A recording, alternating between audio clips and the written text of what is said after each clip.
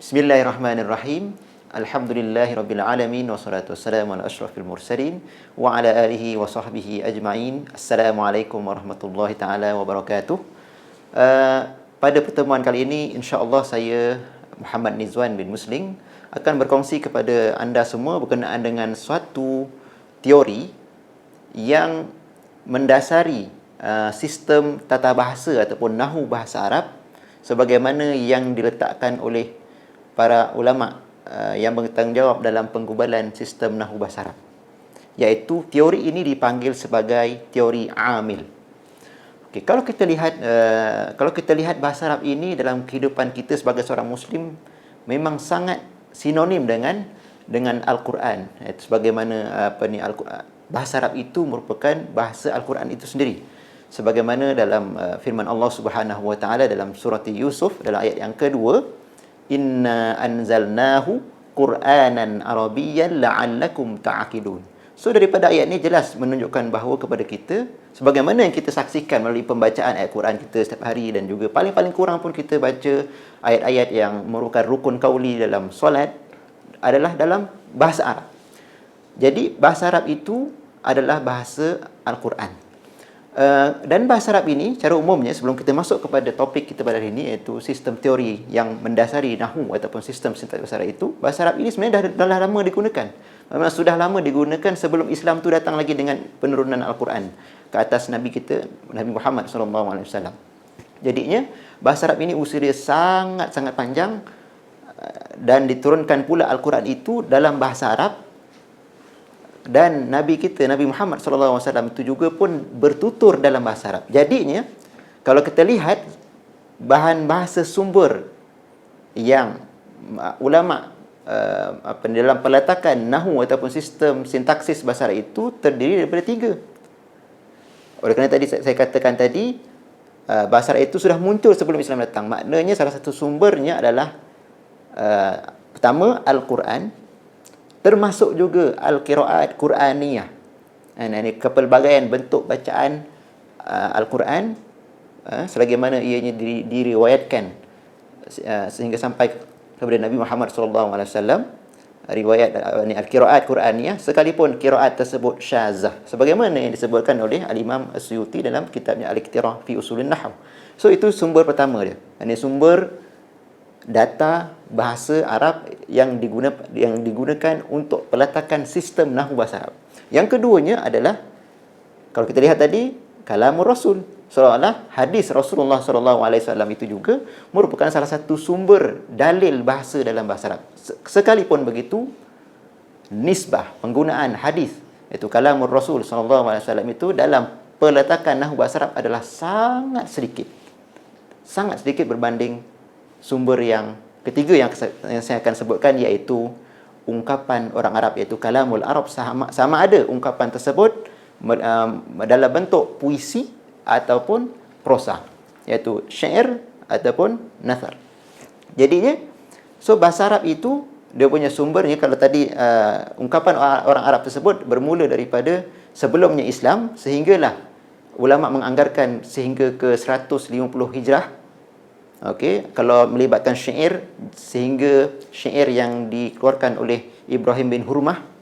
Manakala kalau ianya melibatkan prosa, iaitu nathar, ia disyaratkan penggunaan bahasa itu perlu di dalam qalbul jaziratil arabiyah, iaitu di tengah-tengah semenanjung tanah Arab, dan juga beberapa kabilah tertentu yang biasanya ataupun sebagaimana yang dinakalkan oleh Al-Imam Suyuti melalui Al-Farabi, daripada Al-Farabi, iaitu 6 kabilah, 3 kabilah utama, iaitu Asad, Tamim, Qais, kemudian 3 yang berbaki, iaitu Huzail, Kinanah dan juga Tayyi. Itu kalau maknanya kat situ syarat yang ketat dalam pemilihan ataupun dalam pengumpulan data mentah bahasa Arab untuk diletakkan dalam sistem nahu ataupun sistem sintaksis bahasa Arab itu sendiri. Jadi persoalan kat sini, dalam ulama, ketika mana ulama meletakkan tata bahasa ataupun sistem nahu ataupun sintaksis bahasa Arab itu sendiri, adakah di belakangnya adanya teori yang memandu ulama-ulama kita berfikir ketika mana meletakkan sistem tata bahasa tersebut ataupun sistem nahwu? Jawapannya adalah kalau kita menganggap ia sebagai satu teori, boleh kita mengatakan sebagai teori, sebagaimana dinamakan sebagai nazariyatul amil. Sebagaimana kita akan tengok sebentar lagi apa itu teori amil ini dari segi konsep. Seterusnya kita akan lihat ada tak kesan dalam penafsiran struktur ayat Al-Quran berdasarkan teori ini. Okey.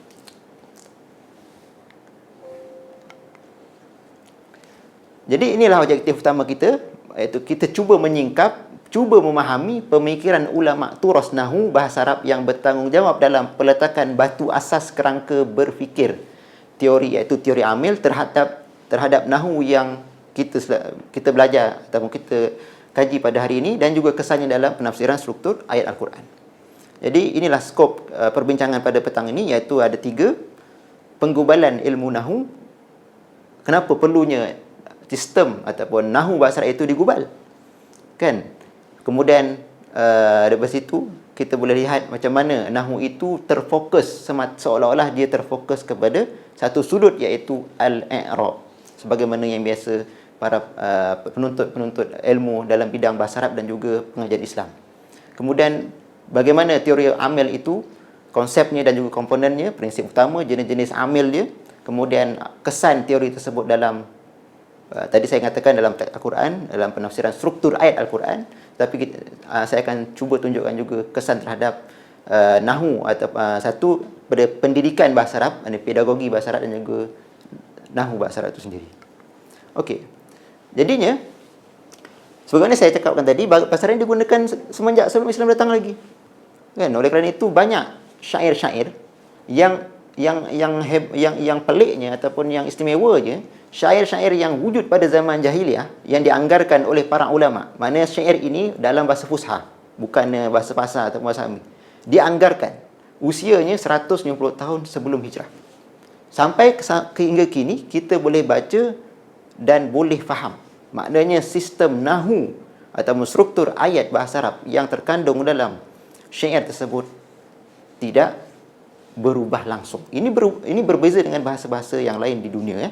Dia mengalami perbezaan atau perubahan dalam peringkat sintaksis. Ya, perubahan kepada sistem dalam peringkat sintaksis memberikan kesan yang sangat besar. Tetapi bahasa Arab dia tidak memberi sebarang perubahan, dengan barangkali dengan kelebihan Al-Quran itu diturunkan dalam bahasa Arab. Oleh kerana Al-Quran itu sudah terjamin, ya, sebagaimana firman Allah Subhanahu wa taala, inna nahnu nazzalna dzikra wa inna lahu lahafizun. Mana Allah Subhanahu wa taala memang memelihara Al-Quran ini terhindar daripada sebarang perubahan ataupun sebarang tokok tambah ataupun kekurangan. Terpelihara Al-Quran itu. Jadinya secara tidak langsung bahasa Arab pun terpelihara, walaupun bayangkan kalaulah bahasa Arab itu tidak dituturkan, bahasa Arab mesti ada dengan kewujudan Al-Quran. Kemudian oleh kerana Islam itu datang, so secara fitrahnya bila agama Islam itu tersebar, maka pergaulan di antara orang Arab Islam dan juga orang bukan Arab sudah memang akan berlaku. So pergaulan itu antara satu kesannya adalah wujudnya ataupun timbulnya al-lahan, iaitu kesalahan dari segi kesalahan bahasa Arab, terutamanya dari aspek baris akhir, iaitu yang dikenali sebagai ataupun yang kita kenali sebagai al-i'rab. So banyak riwayat yang mengatakan ataupun yang membicarakan kemunculan ilmu nahwu itu sendiri. Itu bukan topik perbincangan pada kali ini, cumanya kita nak fokus, nak bagi tahu sedikit bagaimana ilmu nahwu itu muncul. Mana penggubalan nahwu bahasa Arab itu muncul adalah kerana wujudnya kesalahan apa? Kesalahan dari aspek i'rab. Oleh kerana itulah mengikut riwayat, okey, oleh kerana itulah Abul Aswad Ad-Du'ali, berdasarkan saranan Sayyidina Ali bin Abi Talib, beliaulah yang melakukan satu inovasi, iaitu meletakkan titik untuk menggambarkan baris akhir tersebut. Okey, sebagaimana contoh sini, kalau boleh saya sebagaimana teks yang saya nakalkan di situ, dia kata idza ra'aitani, qad fatahtu fami bil harf. Okey, fankut nuqtatan fawqahu ala a'lahu. Ni ungkapan Abul Aswad Ad-Du'ali kepada penulis yang mana orang yang ditugaskan untuk mencatat ataupun meletakkan titik. Mana dia kata, kalau kamu lihat mulut bibir aku terbuka, maka sila letakkan titik di atasnya. Contoh, maknanya apa yang kita dah faham zaman sekarang adalah kalau baris atas itu ditanda dengan baris ini. Okey. Pada zaman mana sebelum wujudnya sistem simbol tersebut, yang digunakan adalah sebagaimana yang diinovasikan oleh Abul Aswad Ad-Du'ali. Contoh ni satu kalimah ataupun mana kalimah dan dia berada pada baris yang akhir, dia akan meletakkan titik. Contoh kita ambil, contohlah kalau dalam surah Fatihah kita ambil ihdinas siratal mustaqim.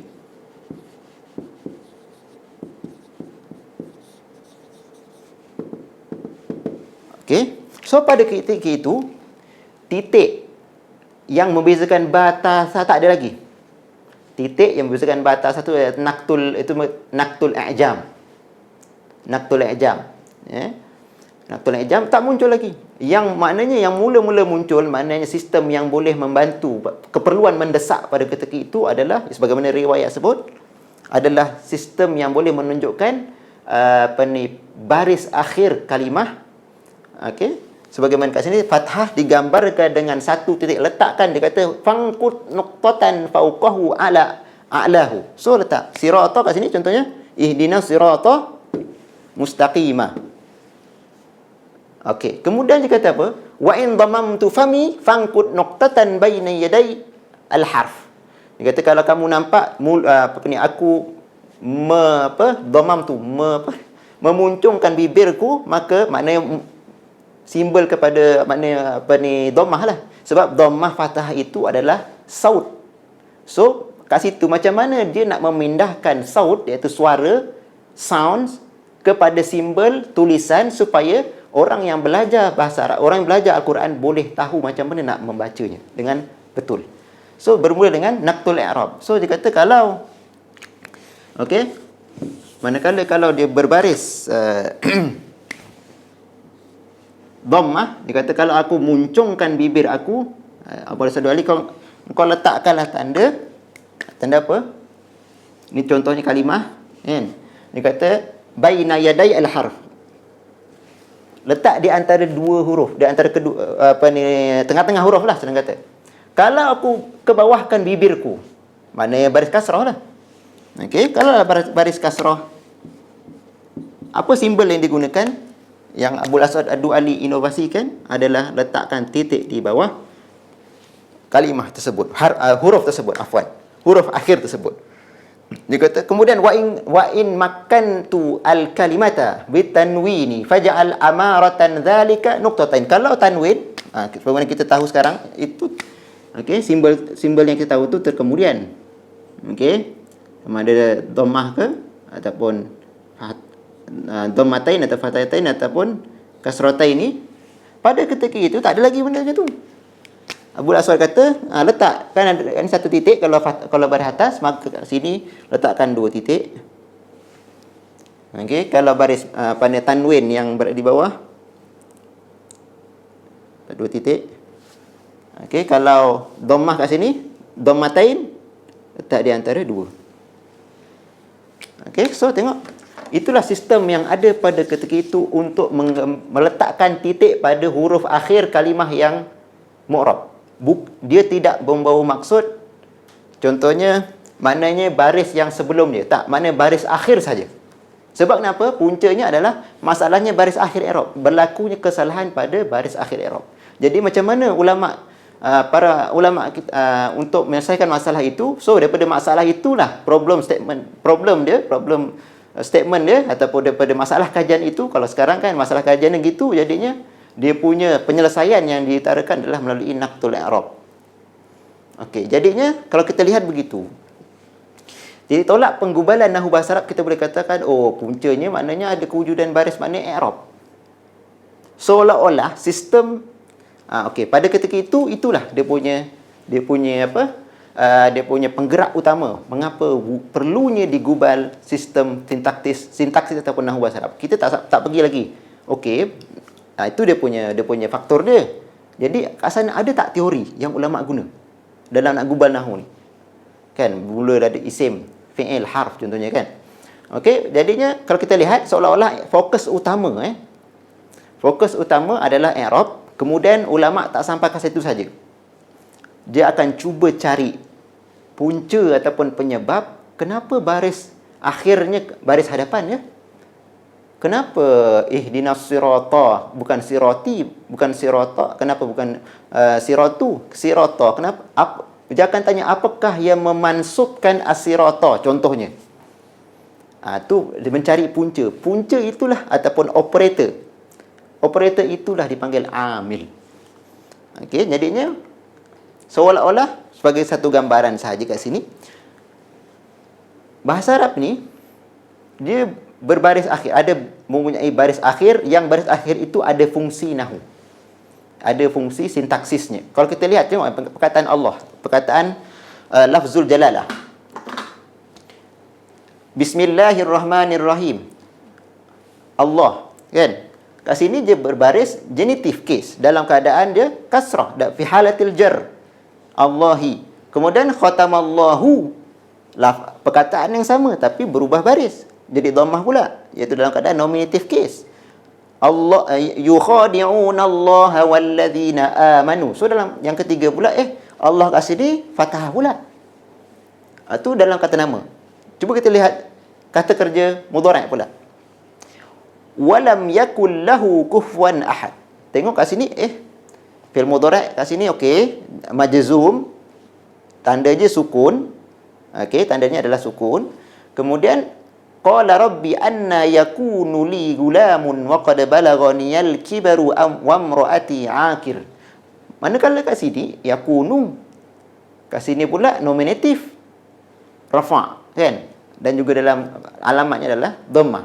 Manakala dalam ayat yang lain fi'il yang sama iaitu kana yakunu, tapi kat sini je fathah pula. Jadinya ulama melihat benda ni dia satu fenomena yang bukan ulama reka-reka tetapi ini satu fenomena asli dalam bahasa Arab. Cuma ada beberapa pendapat, inilah sebahagian maknanya dalam sebahagian pendapat mengatakan seolah-olah i'rab, maksud bila kata i'rab itu adalah perubahan baris akhir perkataan dalam beberapa ayat contoh tadi yang saya contohkan tadi. Ada sebahagian mengatakan i'rab ini rekaan ulama, bukannya semula jadi dalam sistem bahasa Arab itu. Siapa yang kata begitu? Seperti Ibrahim Anis. Itu antara beberapa pendapat di kalangan sarjana kontemporari. Beliau mengatakan dalam kitabnya Min Asraril Lughah, dalam satu chapter ataupun tajuk dipanggil Qissatul I'rab, seolah I'rab ni macam ulama duk reka i'rab. Okey, padahal benda ni wujud sebelum Al-Quran turun memang sudah ada. Kemudian Islam, Al-Quran melalui periwayatan yang pelbagai jalan dalam qiraat Quran ni, apatah lagi kan 7, 10, 13 pun menunjukkan bukti yang sama, dan juga bahasa-bahasa adik-beradik bahasa Arab, Al-Aramiyah, Al-Akadiyah, semua tu pun mempunyai sistem ini, iaitu sistem i'rab. Okey, cumanya bahasa Arab sahajalah yang masih mengekalkan ciri utama ini, iaitu al-i'rab. Manakala adik-beradik yang lain banyak yang telah indatharat hadhihi az-zahirah, telah lupus ataupun tenggelam fenomena bahasa ini. Tapi apa yang kita katakan, fenomena ini adalah fenomena asal yang bukan ulama reka, bukan perawi reka, tak. Ini sebagaimana digunakan orang Arab jahiliah guna, dan juga Al-Quran pun guna. Jadinya ulama tengok macam mana aku nak jelaskan perbezaan-perbezaan keadaan ini, kejap kasrah, kejap dhammah, kejap fathah. Dia melibatkan sistem struktur ayat bahasa Arab. So jadinya itulah dia punya macam mana ulama berfikir untuk menjelaskan kewujudan teori ini. Jadi kalau kita lihat balik, fathah ataupun ar-raf'u wal jarru, sudah lama ataupun memang telah diakui ataupun telah diberitahu oleh Imam Nuhad As-Sibawayh dalam kitab Al-Kitab. Okey, dan juga Al-Mubarrid sebagaimana contoh Sibawayh dia mengatakan hadza babu majari awakhir al-kalim al-arabiyyah wa hiya tajri ala thamaniyati majarin ala an-nasbi wal jarri wal rafa' wal jazm. Okey, an-nasbi wal jarri wal rafi' wal jazm. Ini semua untuk mu'rab. Wal fathah wal dhamm wal al-kasr wal qaf wal walaq wal waqf. Ini semua dalam bina ataupun mabni. Okey. Nak masuk kepada ini topik al-amil tengok Wa inna ma zakartu laka samaniyata majarin li ufarriqa baina ma yudkhilu darbun min hadhihi al-arba' lima yuhdithu fihi al-amil. Dia kata aku jelaskan atau aku bagi tahu 8 acuan ataupun 8 aliran bagaimana keadaan baris akhir tersebut, sama ada mansub, majrur, marfu, majzum, semua tu ada sebahagian, ada 4 daripadanya adalah disebab lima yuhdithu fihi al-amil, ada satu operator yang menyebabkan barisnya sedemikian. Okey, tengok mana daripada si bawah sendiri berfikir macam tu. Manakala yang baki dia kata, okey, manakala yang 4 lagi dia kata wa baina ma yubna alaihi al-harfu bina'an la yazulu anhu li ghairi syai'in ahdatha dhalika fihi min al-awamil. Maknanya sebahagian yang lain, sebahagian kalimat-kalimat yang tersusun dalam membentuk ayat, baris akhirnya tidak berubah. Maknanya mabni. Jadi oleh kerana itulah kalau kita tengok buku-buku nahwu pun dia punya pembahagian ataupun carta alir ataupun dia punya gerak dia punya flow of the content tu biasanya memang begitu. Bermula dengan aqsamul kalimah, isim fi'il har, kemudian dibicarakan kalimah ada yang mu'rab, kemudian ada mabni, dia cerita mu'rab. Kemudian nak tengok lagi dia punya kesan teori ini nanti bukalah mana-mana buku nahwu. Maksud saya adalah buku-buku nahwu di kalangan ulama-ulama mutakhirin, bukannya Alkitab Sibawayh, tidak termasuk. Okey, terutama yang mensyarahkan Alfiyah bin Malik ketika ataupun kitab-kitab yang terkini sekalipun, mereka akan susun mengikut i'rab. Contohnya marfu'at duduk sekelompok. Kan marfu'at semua duduk sekelompok. Okey, kemudian mansubat sekelompok semua. Kemudian majurat bla bla bla bla. Kemudian majzumat bla bla bla. Kemudian huruful ma'ani contohnya. So daripada situ kita melihat bahawa penyusunan pun terkesan daripada teori ini, iaitu teori amil, yang kita akan tengok. Benda apa teori amil? Okey. So Al-Mubarrid pun cakap benda yang hampir sama sebagaimana Sibawayh. Oleh kerana itulah kita lihat nahwu ni sinonim dengan i'rab. Bila kata apa nahwu? I'rab. I'rab tu apa? Nahwu. Buktinya apa? Sebahagian ulama mendefinisikan nahwu itu, tengok, ilmun yu'rafu bihi ahwal awakhiril kalim i'raban wa bina'an. Yang kedua, al-i'rab atharun zahirun au muqaddarun yajlibuhul amil. I'rab adalah satu kesan yang zahir ataupun yang ditakdirkan ataupun yang diandaikan kewujudannya yang disebabkan oleh sesuatu amil, iaitu operator ataupun punca. Itu nahwu adalah i'rab. Okey, ataupun ditakrifkan sebagai maji abihi li bayani muqtadal amil.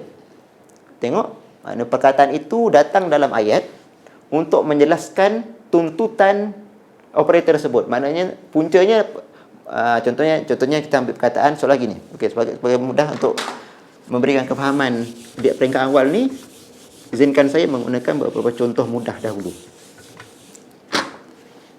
Contohnya bagi mereka yang mempelajari bahasa Arab ataupun pengajian, even yang berada dalam pengajian Islam pun memang kena belajar bahasa Arab. Itu dalam jumlah fi'liyah. Sebagaimana contoh mudah dulu Ja'a. Okey, Ja'a Ali. Ja'a Aliyun.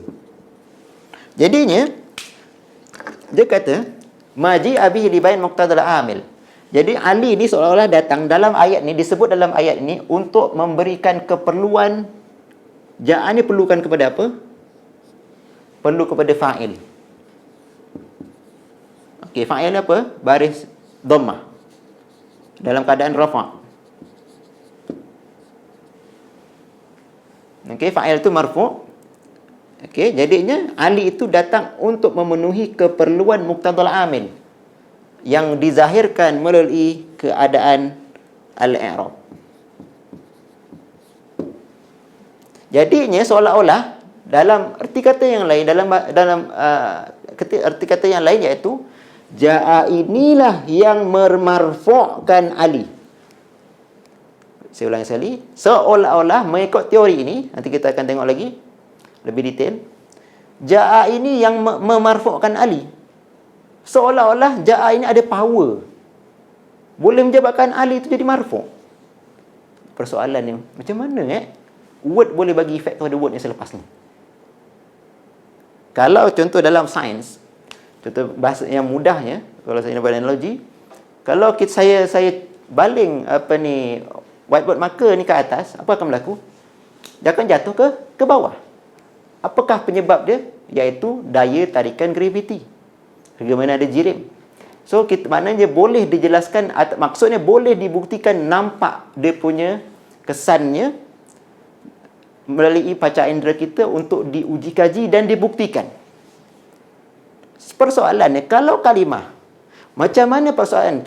Contoh kalau pelajar dalam kelas dengan saya contohnya, doktor, macam mana doktor boleh jelaskan kepada kami, buktikan secara ilmiah dalam makmal bahasa contohnya, word ini, Ja'a ni, doktor, dia boleh efek ke Ali jadi marfu' pula. Buktikan, doktor. Saya pun jawab, saya tak mampu nak buktikan. Saya tak mampu nak buktikan. Maknanya macam mana dia boleh bertindak balas, ya? Tapi itulah khazanah yang kita ada. Apa tujuan kita dalam pertanian adalah untuk menjelaskan apa khazanah pemikiran ulama-ulama turas Nahu terutamanya dalam menjelaskan struktur ayat bahasa Arab.